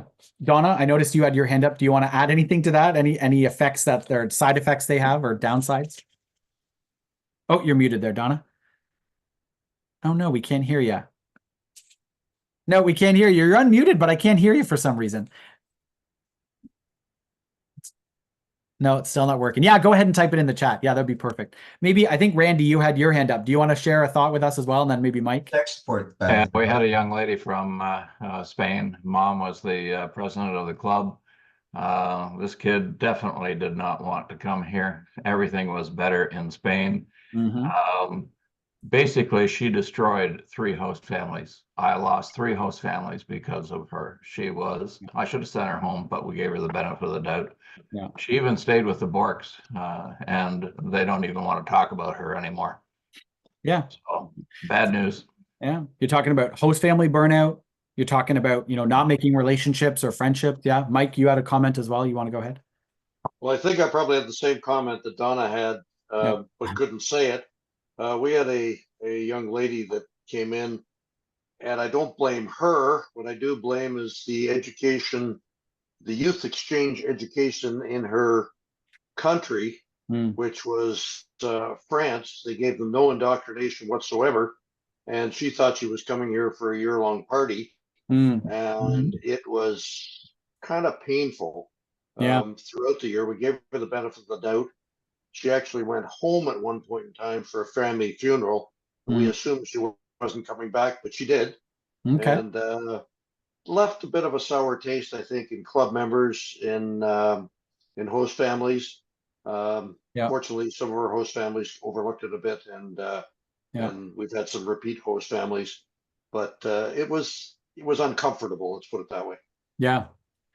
Yeah, I think you're all hitting on exactly what the same things that came out when we asked this at the NIAN conference. You know, what's the impact of a candidatus communis? It was club burnout, YEO and YEC burnout, host family burnout, right? Even sometimes the school doesn't want to cooperate with your program anymore because they just kind of go, what is this person you sent us, right? Now, Mike, you raise a good point that it's not always the student. Sometimes it's even their parents because you kind of go, you didn't have the choice to come here. You were just sent here, right? And in other cases, of course, it's that they're maybe a good kid, but they didn't get any training on culture shock, homesickness, expectations, the rules. So, you know, and we try, and as you know, we do often give the benefit of the doubt, and we try to work with as best as we can to make these kids the best we can. But what we know is that when we get that candidatus communis, often there's a pit in our stomach kind of early on that we tend to ignore. And what I want us to think about is the purpose of this program is to create peace one student at a time. So when we take on a student that is not helping us promote that. And in fact, and so what I always say to the kids when I say, you folks are ambassadors, I say this to the outbounds, you're ambassadors for the next year. The job of an ambassador is to build bridges. And in a perfect world, you'll build more bridges than you burn. That's what a good ambassador does. You can't always salvage every bridge, but you build more than you burn. You leave with more positive connections, right? If there are students that are so problematic that they're damaging the relationships even within the club, I do think we have to think really carefully, are they the right person for this program? They're not a bad kid necessarily. They're not a horrible human being or anything, but they're maybe not the best person to be a youth exchange student. They're maybe not the best ambassador. So what I want to introduce you to is candidatus exemplarus. Okay. Now you could argue that, you know, this person is the exact opposite of this person, but I don't necessarily think that's true. But what we tend to see is that if I introduce you to Anna, there you go. Yeah. The angel and the devil. Yeah. Right. You know, Anna has no connection to Rotary, but she's always wanted to explore a little bit of the world, learn a little bit more about what's outside of maybe the boundaries of her community. So her parents had no desire for her to go on exchange, but she did a lot of research. She did a lot of convincing. She helped them understand why this would be a good experience for her. She helped them understand what she's going to get out of it and why the program is safe. So she's actually the one doing a lot of convincing instead of the other way around. And she's involved in school. She does pretty well. She's involved in clubs and sports. She wants to be an ambassador, right? If I were to say, put your hand up if you want a candidatus exemplarus, my guess is that all of your hands are going to fly up, right? All of you are going, this is a good ambassador. This is a student that's going to help not only create peace one student at a time, but also create a situation where my club wants to keep doing the program, right? Because one of the things we are telling the students, not in a guilting way, but in a way that helps them understand, is like, you don't know the sort of weight on your shoulders as a student. You don't know the responsibility you have. You don't know the impact you have as an inbound. You can make or break the youth exchange program in your club simply by being a good student or not. Because your club, if you burn them out, you might leave and they might say, we don't want to do this again. And so that's why we really got to focus on having candidatus exemplaris, because I also think the other piece we tend to forget is it's getting maybe harder to run this program because of more background checks and more processes and more, paperwork and more documentation, more helicopter parents than ever before, right? I know a lot of us on here that are past exchange students, I think we kind of laugh when we think of what we got away with and sort of, didn't even know who your host family was and you showed up at their doorstep and away you go. And, it's sort of a thank God you were okay. Not to say that was right or that it was good, but it's understandable that with how much more infrastructure is in place, it does make it tiring or somewhat exhausting, I think, for clubs to go, this is worth it, if they don't have a student that feels like it makes it worth it, right? So what I'm trying to say is, really, when you are recruiting, we always used to ask the question of, would you want this student living in your home? And I think that honestly is too easy of a question, because we say to ourselves, we interview them for the hour at district interviews, and then we go, oh, they seem kind of nice, they wouldn't be too bad. But I don't want you to just think, would you want the student living in your own home for 3 months? Not could you put up with them in your home for 3 months, but are they a candidatus exemplarus? Are these kids capable of being great ambassadors? And if they're not, maybe they're not right for the program. Okay. So I know that sounds like I'm being kind of the big grump and going, I want our program to burn to the ground and I don't want to have any students unless they're the best of the best.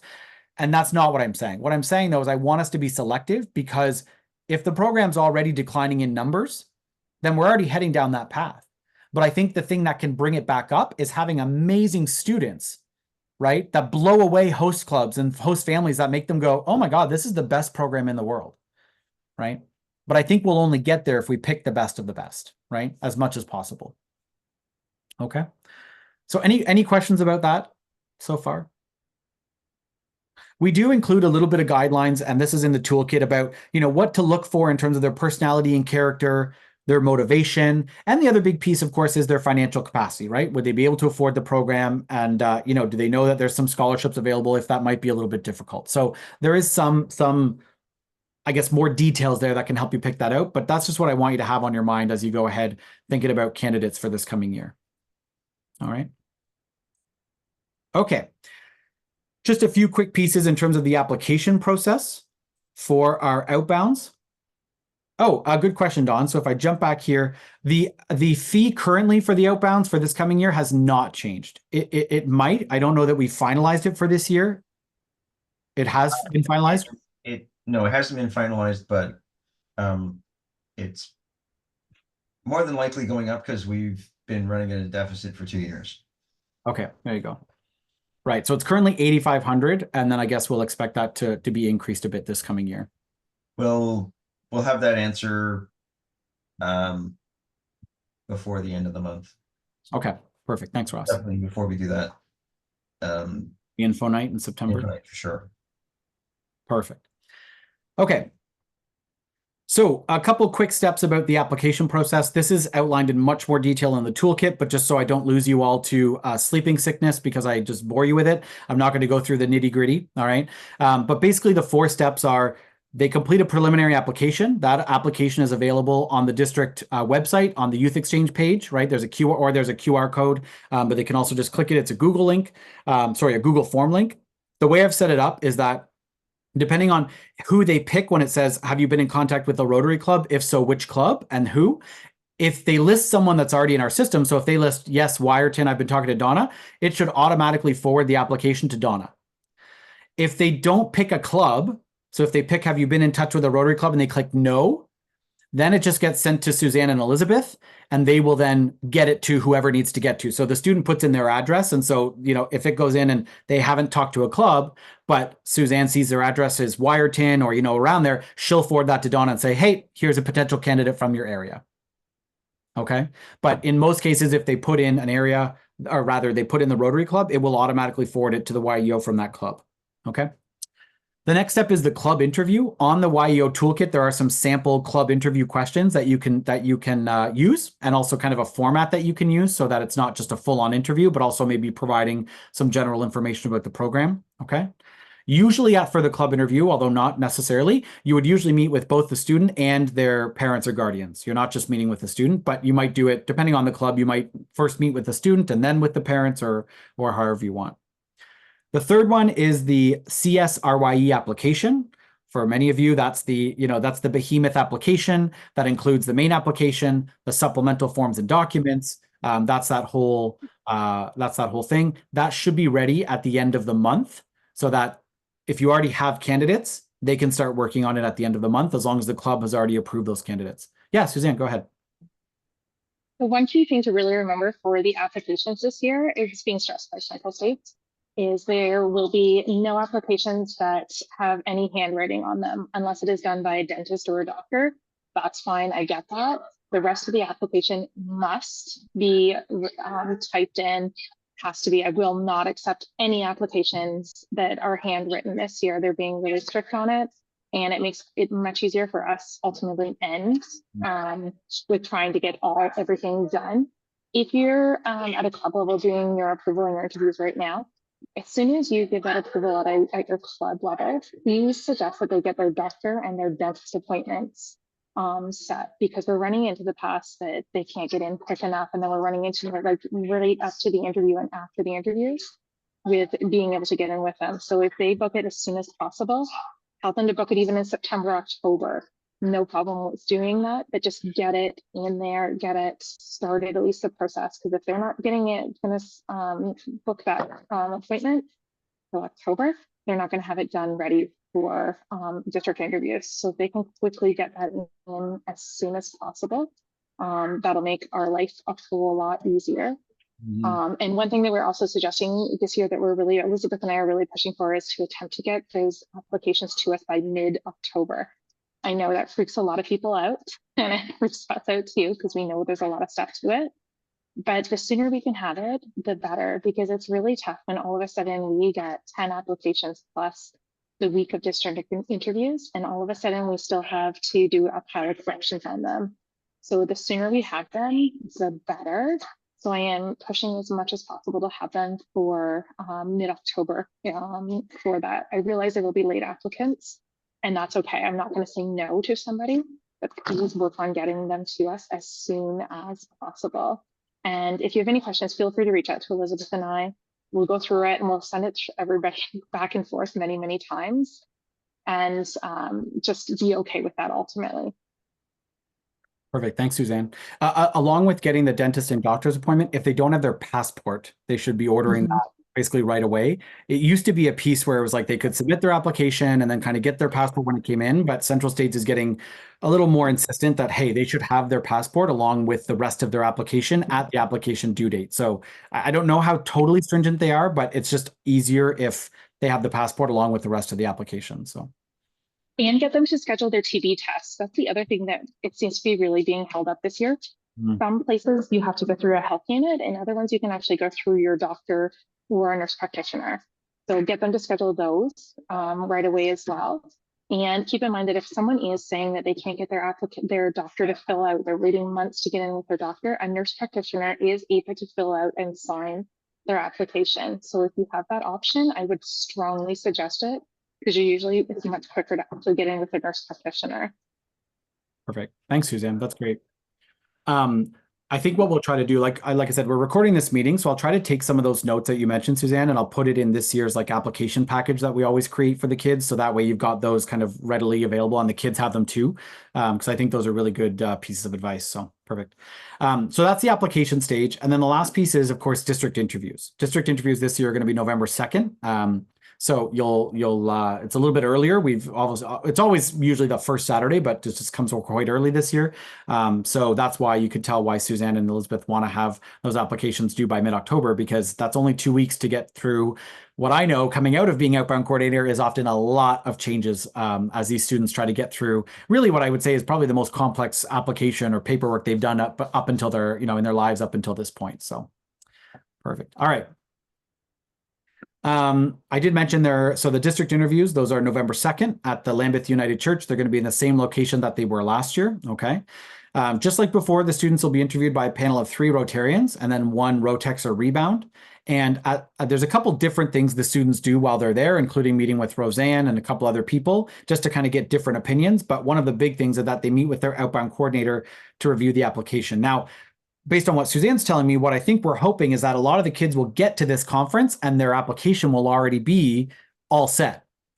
And I could tell you that that would be a great thing. So if the expectation is now they get to the conference, the interview conference, and they can just focus on being interviewed rather than, making a ton of corrections to their application, that is honestly a really great thing to aim for. So yeah, that would be ideal, to be honest. Yeah. It is a must. Actually, we're really, I'm going to stress this, we're all volunteers, and it's really tough when we get, I know last year with our 7 going out, we had a file the day of interviews that were nowhere near ready to be sent, like nowhere near. So it's a ton of work that we then have to go back and forth, and we have to have everything sent to Central State by December 1st. And the sooner we get our applications in, the better our kids actually get for the countries that they're selecting. That parents from Central States actually numbers them as they come in and they're correct.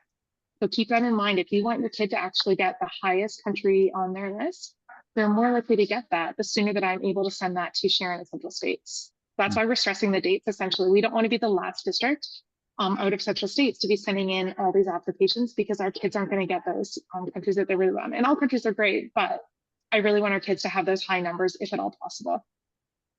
Yeah. Okay. Thanks, Suzanne. That's perfect. Okay. Another little bit about fees and commitments for this.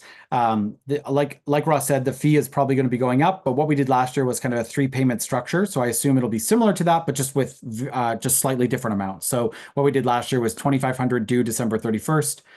3,000 due February 28th, and then 3,000 due April 30th. I'm just realizing these didn't get changed to 2025. My apologies. And like last year, we'll do e-transfer or a check. And then, like I said, we'll update these amounts for whatever this year comes out to be, whether it ends up being 8,750 or 9,000 or something. We'll get those updated. But this seemed to work well, that payment structure. There is a refund policy as well that Harry normally sends us that outlines, if they withdraw at this point, they get this much back. If they withdraw with this point, they get this much back. Essentially, the refund policy is that because we're not making any money on this, we try to give them back as much as we can, minus any expenses we've incurred up to that point. So if they've already come to 2 of the conferences, obviously we've paid for their accommodation and their food and whatnot for those conferences they've attended. So we're going to try to give them back as much as we can, minus any expenses that we've already incurred because of them being in the program. All right. And the training conferences that we do, like always, they are mandatory. There's the district interviews in November.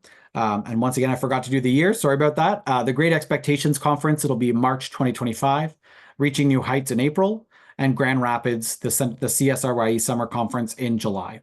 And then in all of the months where we don't have an in-person conference, so these are our 3 in-person training conferences, right? In each of the months we don't have one of those, we do an online training session, and those are also mandatory for the students to attend. Okay. All right. At the end, I am going to have, there is a link to the Youth Exchange calendar in the toolkit. It's on one of the first pages. I think it's page 3 or 4. So that's why I didn't bother with the specific dates on here. Obviously, I can't even get the year right. So good thing I didn't try to put specific days. But all of the specific correct dates are in the Youth Exchange calendar that is part of the the toolkit. Okay. All right. Awesome. Good luck, Suzanne. Well, good luck to your son. I hope he does well. Thanks, guys. All right. Okay. We're getting close to the end. I appreciate your patience. I know this has been a lot of information. It's definitely drinking from the fire hose, but we're almost there. So for those of you that are a little bit less familiar, YEA is the Youth Exchange Administrative Hub. Okay. It's our official repository for all Youth Exchange documentation, and that's an RI requirement for recertification that we use that. So it's not just all sitting on our desktops everywhere or on our computers. It's how we get our host families and volunteers to complete and work through the application. So there's a link that gets sent to volunteers and host families that they click the link, and it goes and gives them the application so they can complete that. Okay. The NIAN online training that they're required to do, so either the Youth Protection Awareness or the non-US host family link, is all sent through YEA. So you don't have to manually manage that. We can send that, or we do send that to them when we get their application through the system. Oops, pardon me. Why is that doing that? There we go. If your club's YEO or YEC changes, or if you add one, I mean, some clubs might not yet have a YEC designated or whatever, or maybe bring out another person, let us know so that we can send them the volunteer application so that we can get them into the system so that they're starting to get the appropriate emails and communications that they're supposed to get. Okay. There are a number of documents in the CSRYE documents library that's in YA. It's quite helpful. Some of the stuff, they've been doing a better job at keeping it updated and making sure it's relevant. So it's not all, super exciting reading per se, but there are some really helpful documents in there. So in the past, we've done a session in kind of January, February, another YEO training session. And we focused on a lot of the YA aspects because it's when kind of our inbounds are going to start getting assigned to us. And so we do focus on YA during that a lot.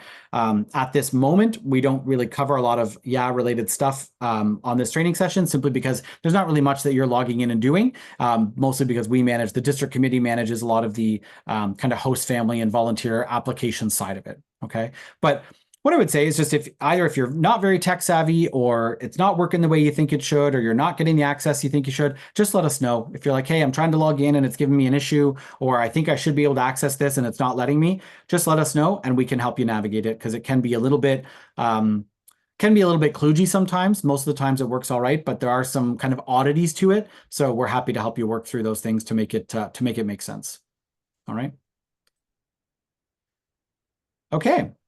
Time for some questions and discussion. I wanted to just give you a couple of little sort of, oh, Ross, do you have something first? Yeah, just to go back to your YA thing for one second. That program is being replaced or updated in this winter.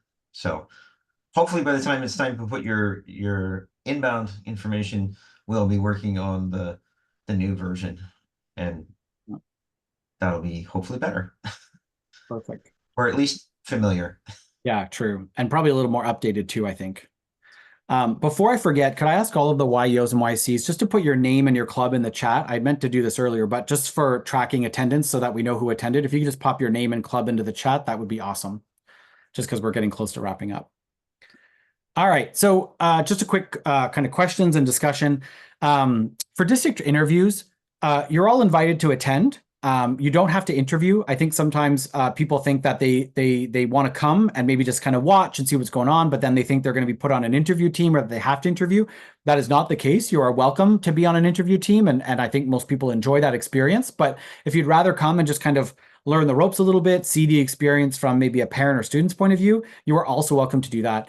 And so are members from your club. I think Akil, if I'm not mistaken, Akil came last year and just kind of watched. I don't think you were on a team, although I could be wrong, but you just kind of got to watch everyone doing their thing and kind of see what it was like. And I mean, I don't want to speak for you, but I think you had a good experience. So yeah. So I came in last year and I was not appointed as YU in that point in time, but I was being trained. So I got opportunity to see how things are, how applications have been made, and the processes of outbound and then recruitment, or the process of getting the inbounds in and then the recruitment of the outbound. I was able to attend the district interview as well. Perfect. Awesome. Thanks, Akil. Yeah. I wanted to give you a couple updates that the district committee is working on. We are working on just looking at the youth protection policy. It's something that gets edited pretty regularly, but we're trying to look at it for just the regular edits we would do, but also a little bit of clarity pieces to make sure that it's just a little bit easier to work with and understand, in what situations does someone need a background check, in which situations does someone need to fill out the volunteer application or not. There's a little bit of cloudiness right now in it, and we want to just try to make that simpler for anybody reading it to immediately say, okay, yes, Leslie, does absolutely need a background check for this student to spend time with them, or no, because she'll be surrounded with 3 other adults, it's okay, for example. So just making that a little bit clearer, we are going to work on that. The other thing that we're working on is just that travel permission form. It's not currently in the toolkit, but we'll be putting it there so that you have access to it. And Ross and I haven't talked about this, so I'm going to just kind of throw this at him and surprise, surprise. But I'm thinking we might try to make it a Google form so that so that you don't have to kind of scan an actual physical document. Instead, you would the kids can just fill out the Google Doc. There you go, the Google form, and all of the data is right there. And it's in a nice, easy to maintain spreadsheet rather than a form you have to kind of scan and email and that kind of thing. So, yeah. So now I want to just flip it over to you folks before we go into just our final kind of next steps and just ask, do you have any questions, any areas or room for improvement? We're always open to your feedback. So whether it's how the district committee is run, what information you're getting from the district committee, or maybe information you feel you're not getting from the district committee, things we can do better to serve you and help make your lives easier as YEOs and YECs. If you have a lot of feedback and or it's stuff you don't want to share right now, or just you need time to reflect on it, that's okay. You can always send us an email or arrange a meeting with us separately if you have a lot to share. But just, I want to throw that to you for a few seconds now to ask if there's any questions, comments, concerns, or feedback at this point. Yeah, Jenny, go ahead. Yeah. In doing these visits that we're supposed to do every once in a while, I was under the impression that we were supposed to do this without letting them know we were going to show up. So my experience was I drove 45 minutes, or sorry, it was just over 25 minutes to get to the place. Nobody was home. You know, both parents work, the kids, you know, and then you drive 25 minutes home again and you're thinking, what the hell, man? You know, I can't afford to do this every time. So, and I mean, I managed to get it done, but it was kind of challenging. So, yeah. So I have to admit, I didn't follow the rule exactly. I did say, I want to drop by. Are you going to be there on, you know? Right. So some of these rules seem to be somewhat difficult to work with. Yeah, a little bit intense, right? Yeah. Yeah. Those come from the Department of State in the US. That's Yeah. why it's there. And unfortunately, Central States follows it. Yeah, what you did was perfectly all right, Jenny. Okay. Perfect. Thanks for clarifying that, Don. Because I was going to say, I don't actually know if it does have to be spontaneous or not. So I will tell you that now that I'm hearing that, I also did not do a I did a, hey, I'll be stopping by later today if you're home. So I did the same thing you did, to be honest. Okay. Well, Thanks. Canadians are courteous, so. I mean, it's not, you're not supposed to give them like 2 weeks warning so they can clean the house and, you know, move the kid out from under the stairs into a real bedroom. You know, that's the idea. Right. Okay, that makes sense. Right. Okay, perfect. Any other questions or comments? Yeah. Someone's making a good point here. You know, whenever I pick up my student, I visit with the host family, but it's not documented. I think that's okay. There's that second visit. So there's the initial visit you do before they're approved. And then while the student's living there, you're supposed to do one kind of documented visit. All of the other conversations and visits you have don't need to be documented. That's totally fine. Yeah. I mean, if you have important information that you get from a visit particularly, you could always, there is like a note section in that you could go and add that if you wanted to say, hey, I learned that, you know, something pretty big went down and the host family dealt with the student effectively, but, you know, just wanted me to know about this. You could certainly put that in the report, either in your monthly report, or you could put it in under the note section, but you're really only required to sort of submit that mid host report kind of at some point while they're staying with the family. Yeah. Yeah, Dave, go ahead. You addressed some of this in your email to me. Oh, yes. Yeah. So thank you. For the Bible there, yeah. But, you know, if a family, the kid's making friends, which is great, and a family asks them to go to a hockey game in Owen Sound, we're in Port Elgin, and it's just the kid and their friend and a parent. To me, it seems like I don't feel like I should have to ask that parent to get a vulnerable sector check. I just think it's overkill when she's with, or he is with, whoever is with another kid in the back of a car. Yeah. Yeah, that would be considered casual contact. Okay, good. So no, that doesn't require and like even if they're even if they were spending the night in Owen Sound, as long as you're comfortable with the sleeping arrangements, then again, that's not somebody who has regular ongoing contact with the student. So we don't need the police record check. I mean, Okay, that's good. knowing that they're, having a good feeling about them, having, knowing that having a fairly good idea that they're not serial killers is a good thing, but you don't have to police check everybody for sure. Okay, thank you. Yeah, thanks, Rob. Don, did you want to add anything to that? No, I think Ross covered it pretty well. Yeah.